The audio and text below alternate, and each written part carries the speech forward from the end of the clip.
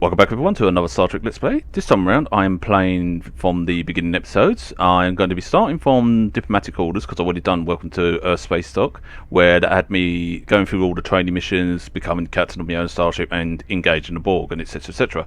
So what I'll be doing is doing Diplomatic Orders on this one, and I will be doing Stranded in Space afterwards. But also I'd like to say the ship that I'm using is going to be the Jupiter class carrier, the Federation type. And yes, I'm using a phaser variant on the ship, which is the Kelvin timeline phasers. Now, these are not fully upgraded. These are not fully, been engineered and whatnot. But I'm slowly, trying to upgrade this, like with the rest of the ships.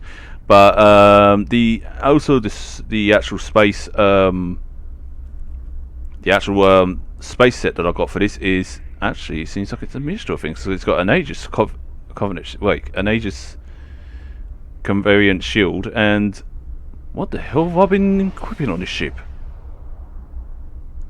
Oh, we got that. So we got two.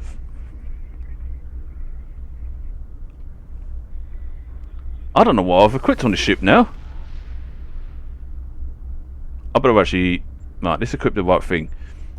Right, get the Aegis. I do apologise for this. This is very unprofessional. I had no idea that my ship was a bit of a mess like that. Luckily it's not too much, but anyway, as for the space set for this, backtracking myself, it's the Aegis space set basically, because I was originally going to say, yeah, I'm using the Discovery space set, but then I just realised I only had 2 out of 4 in there, and I thought to myself, why would I have 2 out of 4 in there? And then I realised I was originally using the Aegis set. So I do apologise for that, but yeah, that's the space set I'll be using for this one. As you know, I'm using Kelvin timeline phasers. I'm also using the rapid fire missile launcher. I do plan to upgrade that as well. Also, because it's all phase technology, obviously got the, the tactical vulnerability exploiter and the vulnerability locator on this one, although I should have really probably got more of these than I should have these, because these only do critical severity, where these ones have more of a critical chance. So that's probably my bad on that one, but it's not, this ship isn't too bad, and anyway it's got enough power for what it needs, and critical chance is only about 15%, so it's not too bad, it's alright. And yes, it is a slow ship, but it does have elite Callisto light escorts, and these escorts are pretty tough as anything. They literally have quad cannons on them and so forth and so on. Actually, let's actually read it from here. It's not even bloody. This is a. There we go. Right, it has 1 quad phaser cannon on this front, 1 dual heavy phase cannons is on its front again. 2 times Corton torpedoes on its front, which is very rare for these type of small ships, and then you've got 1 phaser turret on its back side. It has torpedo spread 3, cannon scatter volley 3, and lock trajectory 1. So that's pretty good for, like, your small class ships and that. But these aren't considered as frigate type ships, or escort should I say, more like. But it's very rare that you do actually get that kind of thing on these type of ships. But anyway, enough of me yabbering on and that. Let's get this show on the road, shall we? Diplomatic mission for you. An important Vulcan ambassador is traveling from his homeworld to the monastery at Pajem. Capturing the ambassador would be a major coup for the Klingons or Orions, so we're assigning you to make sure everything goes smoothly. You are to escort Ambassador Soketh to Pajem. Please meet him at Vulcan. Once you locate him, speak with him about the transport mission. Do whatever is necessary to keep him safe. In that case, I better make my way to Vulcan then. So, we have to delete this transport over there. And I'm so glad I made this for free, because it used to cost me so many credits. Now, if you wonder what shield variant I got the Gamma shield variant on it. Is it variant or vanity? I don't know. But you guys get what I'm on about. Right, you get to go to Vulcan here. Basically beam down to Vulcan. You won't get much action at first, but eventually you do once the game kicks up. So it's just like slowly introduce you to the game and so forth. Greetings. Thank you for agreeing to escort the ambassador to Pajem. Ambassador Soketh is currently attending a ritual to honor the end of the Kalrek holiday. He will be done soon, but the ambassador is hesitant to use transporter technology. His bias against the transporters is not logical, but I have come to accept it. Now, right there, as soon as she says that she won't, that the ambassador is hesitant to use transporter technology, it does show up a lot of red flags. But at the same time, you could be thinking from like the amount of transport faults that some of the old Star Trek, like some of the old Star Trek films have had in their starships and so forth and so on. Like for example, there was one incident on the Enterprise I believe it was in the motion picture where there was a transport accident with a couple there and such. So that has happened a few times, and I think sometimes among many colonies, including some of the Vulcan ones, there is paranoia there. But usually Vulcans are the least paranoid people. But then again, they are. Well, one did say that they are more in touch with their Vulcan. More in touch with their Vulcan. No, of course they're in touch with their Vulcans. More in touch with their emotions than what humans are. They just choose to suppress them. But anyway, yeah, you would actually, when you read that point there would actually throw up a red flag for you. Anyway, you makes you question why, what's he got against it. I believe that Soketh would be much more comfortable traveling by shuttlecraft. I have received clearance for you to land near the ambassador's location. I look forward to meeting you in person. But at the same time, you do think, what's the worst that can happen? Might board a shuttle. The thing I like about the Jupiter class, it is a big beefy ship. It doesn't. It's not as big as the Jemadar class, like the Jemadar Dreadnought class, but it's still a big beefy vessel, and it can. Would I say can it go toe to toe with it? I would say without the fighters, probably not. But because it's got escorts on board, I would say yes. But then the Jemadar Dreadnought has a few other things up its sleeve as well. So I don't know. I haven't actually tested it out. I do have a Jemadar Dreadnought on this character, but I want to show this ship first. Then what I'll do is. Starfleet shuttlecraft. This is Vulcan orbital control. You are cleared to land at the requested coordinates. But anyway, as I was saying, after the next mission, onto the next mission, I will change ships to the Jemadar Dreadnought class. But that's if I feel the ship that I'm using has been shown off enough, because I want to make sure that it gets enough shown off so they can show off the fighters or whatever you. I know they call them pets on this, but still.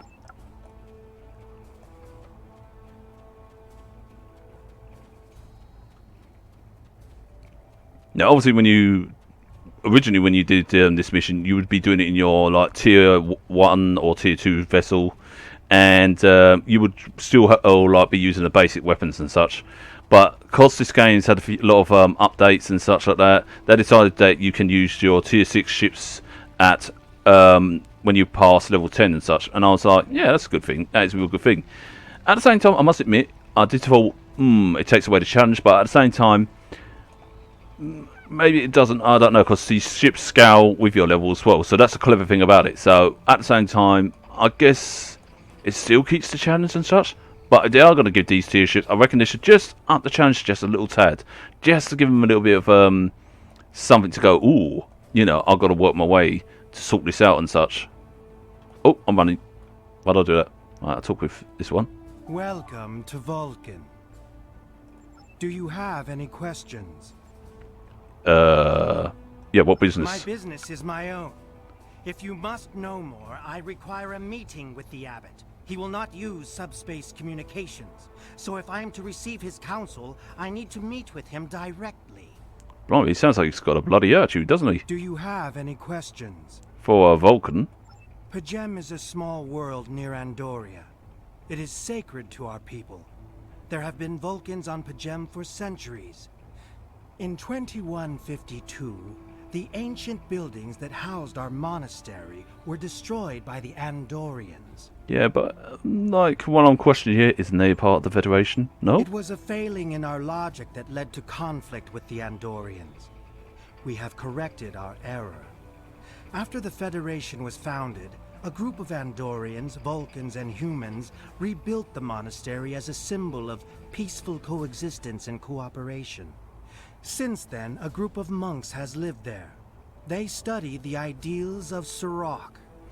Personally, if you want my opinion, if you were to ask who would I put my trust in between the Andorians and Vulcans, no offense, I do like the Vulcans, but I would put my trust in the Andorians more than anything else, because after seeing the Enterprise episodes and seeing how Sharan and Archer were, I actually thought to myself, you know what, I think out of all the species, I feel that the Andorians were more trustworthy than anything else. But however, the Vulcans did had some sort of form of logic to say, you know, why they did such and such and such.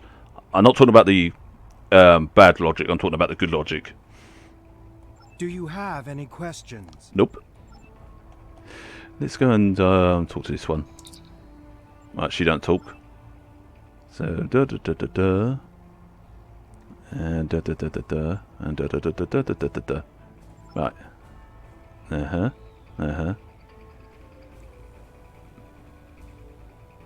Easy enough. Feel free to pause this if you need to actually read all that. So I am trying to give you all a chance to actually read through it without going through a skipping motion and all that lot. Oh yeah, I forgot I've got to talk to this guy. Peace and long life. Do you seek knowledge of the ancestors? Now, you've got different choices here. You can actually choose to actually ask about this, which I will do that. So let's go and ask that. Sarketh accuses me of abandoning logic, but he is the one refusing to explain his reasons for wanting to go to Pajem. The planet is sacred. Our ancestors walked those paths. They found understanding and serenity in its quiet. When I am at Pajem, I feel more at peace than any place else in the galaxy. Pajem has been touched by outside influences in the past. The Federation is at war. Now more than any other time, we must protect this refuge. Well, that sounds logical. Do you seek knowledge of the... Many years ago, Pajem was used for political purposes. Technology used to spy on the Andorians was hidden beneath the sacred sanctuary. It should never have happened. Buildings that had stood for 12 centuries were destroyed because we allowed politics and war in a place where there should only be logic and contemplative thought. Well, there's a lesson to be learnt there. The monastery was rebuilt. We pledged to keep it safe from the cares of the galaxy. Only those who seek peace may enter. Do you seek knowledge of the ancestors? Even a people who reject emotion require peace and contemplation. We are a spiritual people. Our rituals guide us throughout our lives. Vulcans who choose a life of study and isolation, as the monks at Pajem have done, help us maintain our connection with our ancestors. The monk's study of Sirach's words in the Kirshara give us all a greater understanding of who we are and who we should strive to be. Do you seek knowledge of the ancestors? There's a lot to actually ask, but I'm going to go through them so that you can actually hear this all. We're creatures of emotion. We fought one another in a series of wars that devastated our planet. Our species was on the brink of annihilation. Sirach taught us to embrace peace and to put aside our emotions in favor of logic. Sirach ushered in a time of awakening on Vulcan. His writings, the Kirshara, shaped all that we are. Without Sirach, the Vulcans you know would not exist. Do you seek knowledge of the ancestors? Right, let's go and... I neither trust That him one. nor distrust the ambassador. I simply do not understand him. He will not reveal his reasons for wishing to speak to the abbot, and has refused a mind meld with me. Normally I could respect his privacy, but other things I have heard trouble me. Now, this whole thing here is a big red flag right there. The fact he refused to mind meld with him. Most Vulcans would not refuse a mind meld unless, of course, they had a really good reason. And the fact that he's questioning this guy, you know, it does throw up a big red flag. Knowledge of the ancestors. Sarketh has spent more and more time away from Vulcan in recent years, and seems ill at ease in what was once his home. Tapella admits he has changed in the past few months. He spends hours closeted in his study and does not share meals with his staff as he used to. Tapella says that the stress of the war with the Klingon Empire is taking its toll. She hopes the peace of Pajem will restore him. Do you seek knowledge of the ancestors? Right, last The question. monks do not use any unnecessary technology. Even replicators are not permitted on Pajem. So it's all There is backwards a then. communications array available to the monks for emergencies. Soketh's request does not qualify. Fair Do you enough. seek knowledge of the ancestors? Right, here's the last one that we need I to will ask. permit it if you will pledge to me, on your honor as a Starfleet officer, that you will protect Pajem from harm. Oh, Soketh absolutely. says his reasons for wanting to speak to the abbot are private. I will accept that, but only if you are with him. I know I can trust Starfleet. Please, protect Pajem from any who would violate its sanctity. Don't worry, old man. I got this one. I mean, I can easily, you know, punch the living daylights out of whatever comes our way. Do you have any questions? Yeah, I've got plenty. Let's see, which one should I go? I'll go with this one, actually. How should I know? He is a small man with small concerns. Thankfully, he has listened to reason, and our journey won't be delayed any longer. I am ready to leave now. Is the shuttle prepared for departure? Damn, talk about attitude, dude. Seriously, are you really Vulcan? Question, question, question. Well, you want to lead to the shuttle, so stop yakking and get over here. You gonna come over?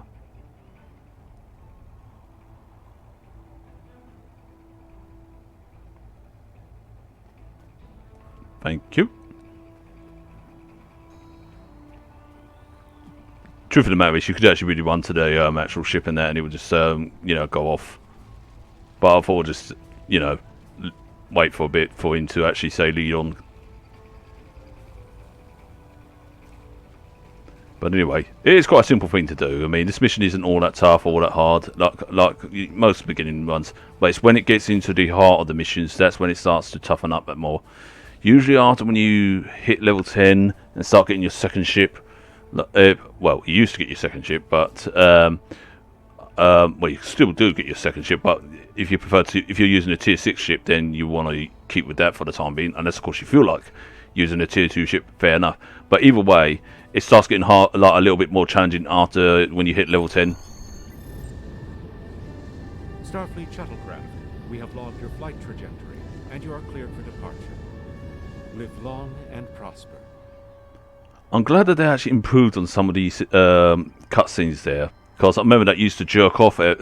Jerk off. That sounds really wrong there. Sorry, I apologise for my poor choice of words. But I remember the shuttle used to rear off like so, and it used to constantly like do sort of like a shaky sort of thing, like a jerky motion, and so forth. But on there, they actually made a bit of an improvement where the actual shuttle actually turns more smoothly rather than just it jerking now. So I'm actually quite impressed by the improvement there. Right, I'll just return to the bridge, head over to Pajem, do whatever business is needed there, and see if we can actually keep it safe, which of course we will.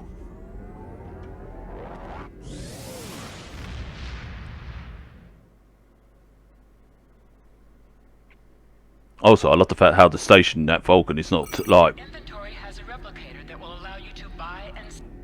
Why are you telling me that now? I know all this stuff. But anyway, I love the fact that the space station near Vulcan is not exactly straight. It's more at an angle and such. And I actually like that, like the way they've done that. It's not clean. It's like almost like if it's a mess and such, but it's not a mess. It is still functioning. It's still clean and such. But you know when I say clean, it's like not perfectly straight, not perfect in like the way it's formed. It's at an angle or stuff like that. And I actually like that. It gets a little bit of would the word realism come to mind? Yeah, I think so. Anyway, let's zoom in on the map and... Well, I guess I'm going to have to use this map. I thought I could actually plot it there, but yeah.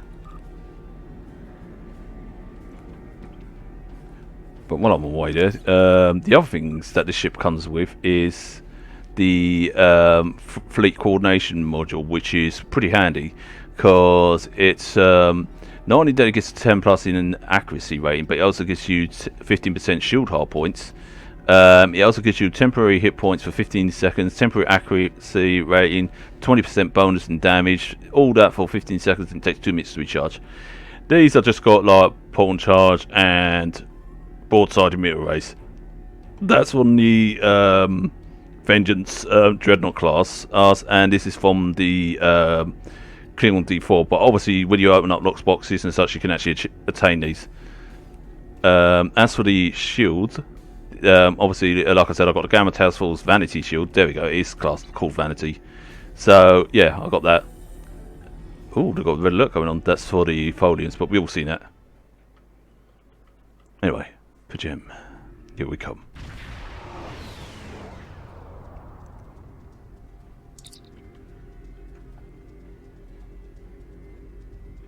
Alright, in that case, let's check it out then. Let's have a little scan. Typical.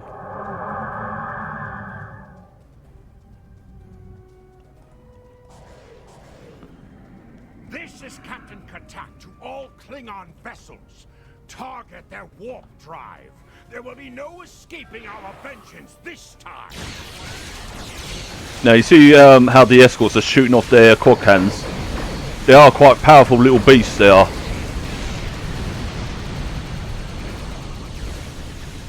Look, they even use rapid fire as well and such like that, which is pretty cool. I'm just letting them do all the work, you know, because if you look at the damage they do, it's just absolutely, you know, pretty strong, pretty tough. Cease your fire, Captain. Perhaps today is a day for words. My fellow captains were blinded by our vengeance toward the shapeshifter aboard your vessel. They have died with honor. But if I am to die this day, then I would prefer to regale the halls of Stovokor with the tale of that foul creature's death. Shapeshifter, you say? Ah, so even the mighty Federation has been fooled by the beast. Your guest from Vulcan is not as he or she seems, Captain. They are an Undine. They put on a false face and try to control us. But we Klingons know better. We will hunt them down until the last of these honorless dogs dies screaming. Do you have proof of this? Proof? Pah! Allow me to stick a blade in its belly while I look it in the eye while it dies. That's not proof. That should be proof enough, even for Starfleet. Yeah, take it into consideration. If you wish the honor of the kill yourself, then it is yours to have. So long as the Undine dies, I will meet my death with eyes wide open and victory in my heart. I await your decision. Close hailing frequencies.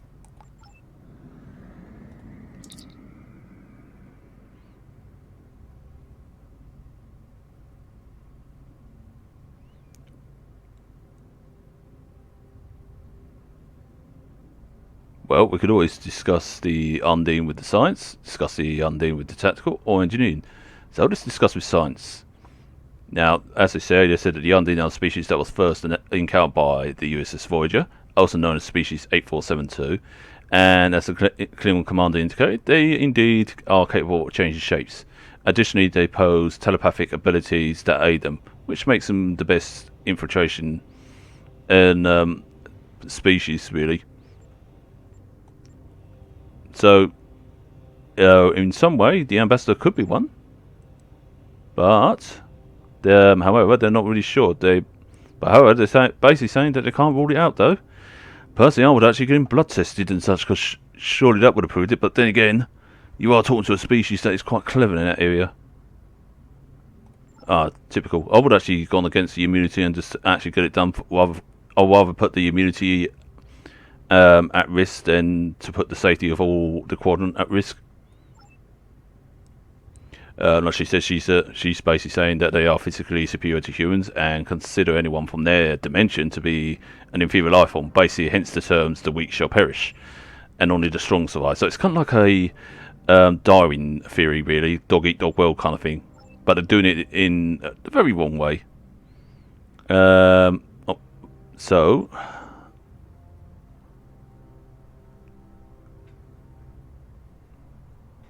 she's recommends securing the ambassador, and I think that's a good idea.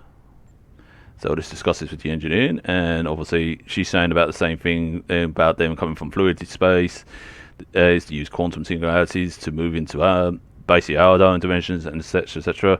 There isn't much of their technology, still remains a mystery to them, and one thing for certain, it is not to be underestimated, hence the ability to destroy a whole planet, if you remember Voyager.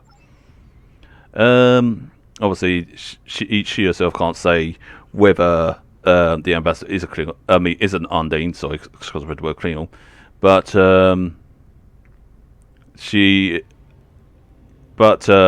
the Undine are virtually unknown in the Beta Quadrant, she basically says, and she's just going by a guess that they're aiming in to conceal their presence here, basically in the Beta Quadrant. So we ask about the Klingons, and the Klingons are saying, and could be true, she's basically confirming that, but however, again, there is no proof of this sort of thing, so if they are in the Beta Quadrant, it might just be the Klingons sniffed them out before the Federation, and personally, I would be like more on the side of the Klingons in this one, because there's a lot of red flags on this ambassador, and I'll be like, yeah. So I'm going to give it a call. My patience is growing thin, Captain. If you lack the stomach to slay the beast aboard your vessel, then any Klingon here would gladly do it for you. I'd hate for you to stain that pretty Starfleet uniform with Undine blood. Well, very generous, but not necessary. Then the beast is slain? Makar! Very good. Perhaps you've the heart of a warrior after all. Let me look upon our enemy, and tonight we will dine together as warriors and drink to the honored dead. Captain, I take my meditations very seriously. Why have I been summoned to the bridge? Well, you know, you've been accused. Alive? You're a fool, Captain.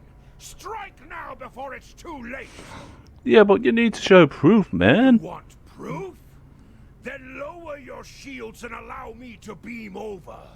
Once the Undine's blood coats my blade, you'll see it for what it truly is. A grint hound in Tark's clothing.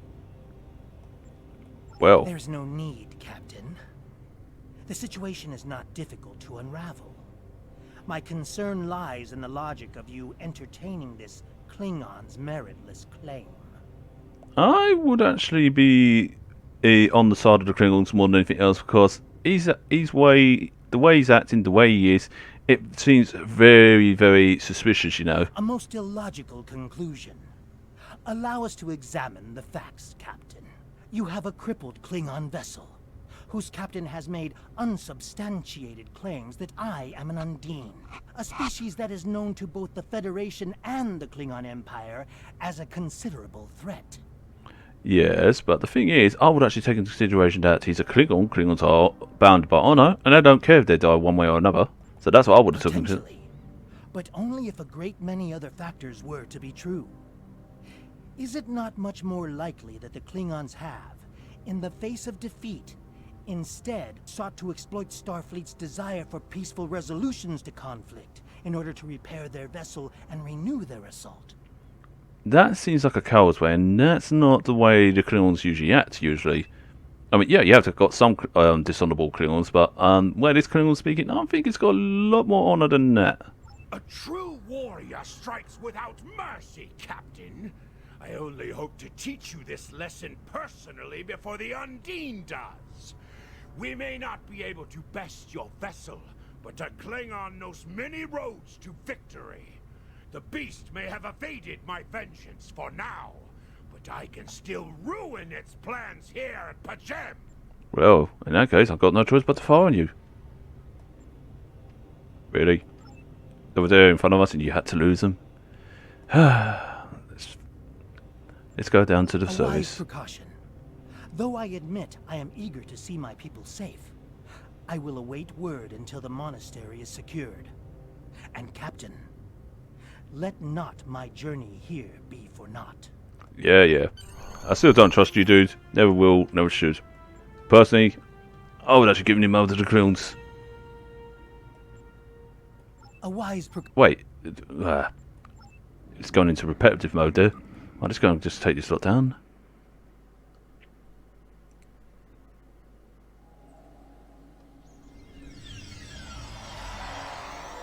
Right. So basically we've got a security area. Easy enough. So we just got to basically stay alert and just deal with any Klingons down here. So let's go and take care of these red dots that's on there, because they obviously are about. There they are. Where's the other? Oh, there's more up here, eh?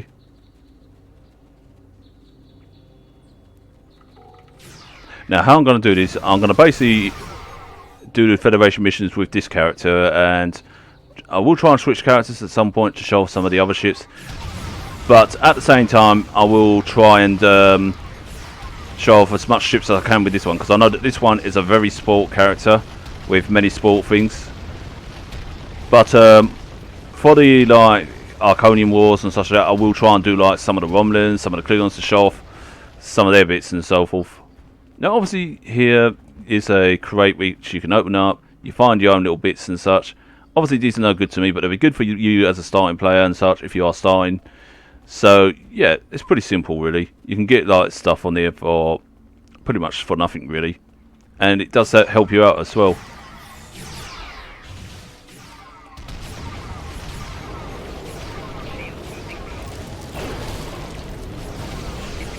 Yeah, you can lower my shields all you like, but I'll still take you down.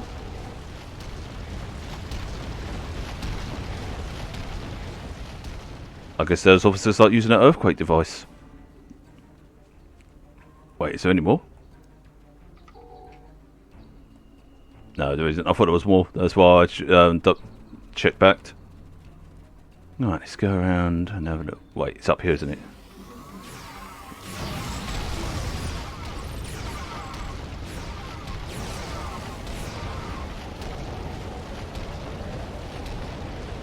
Now, if you're wondering about how I managed to acquire some of the characters in the awaiting, like the Riemann and the Voth, you can get when you reach a tier 5 on your on one of the oh, what's another?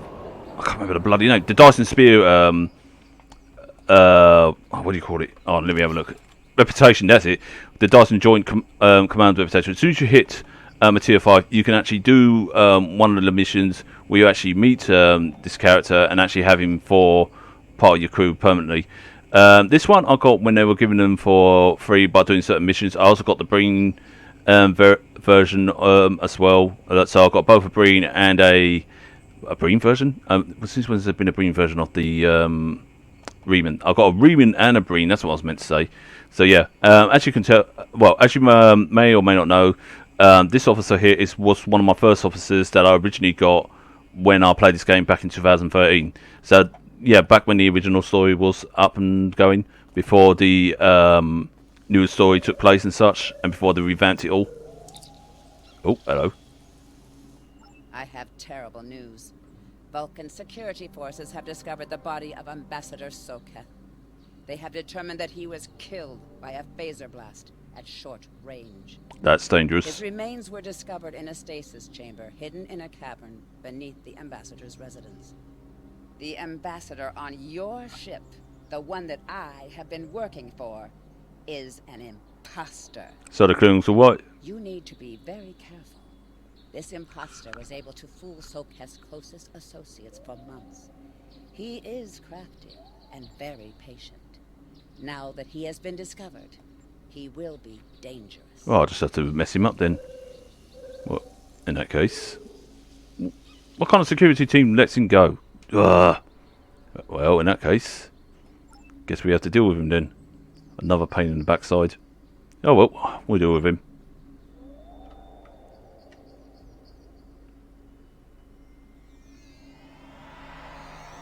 Such emotion on your face. I see now my deception has been exposed. Pity. Capturing the abbot so we could replace him as well would have been beneficial. But we are strong. We will prevail. You are weak, and the weak shall perish.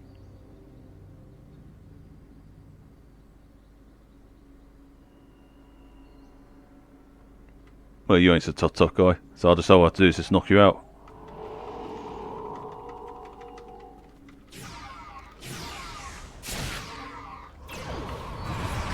Okay, maybe he's a little bit more stronger than I thought. Bombard him. There we go. I thought he was going to kill one of my crew members there. Oh wait, he's doing a runner, isn't he? You going to run? Oh no, he's disappeared off. Chicken wuss. In that case, let's deal with him then.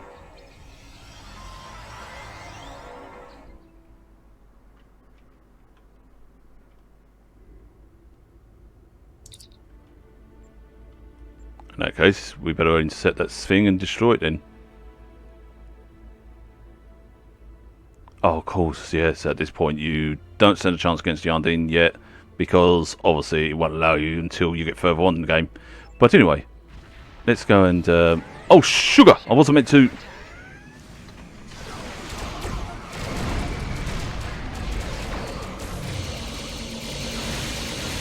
Oh, I stand more of a chance against that thing. It may be tough, but I can actually hit it.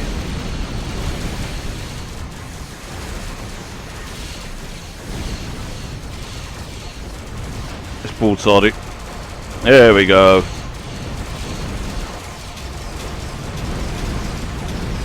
Oh, the soft satisfying sound to hear.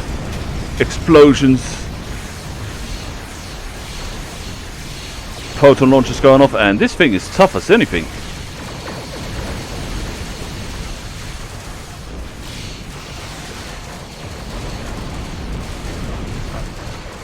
Okay. So you deal with the Herc then.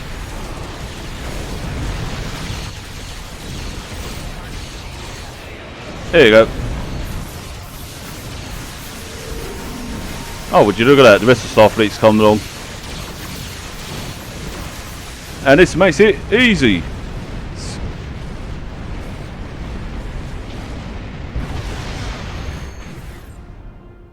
Wow. Okay. This is Captain LaForge of the USS Challenger. Glad to see we made it here in time to lend you a hand. Perhaps you'll return the favor someday. LaForge out.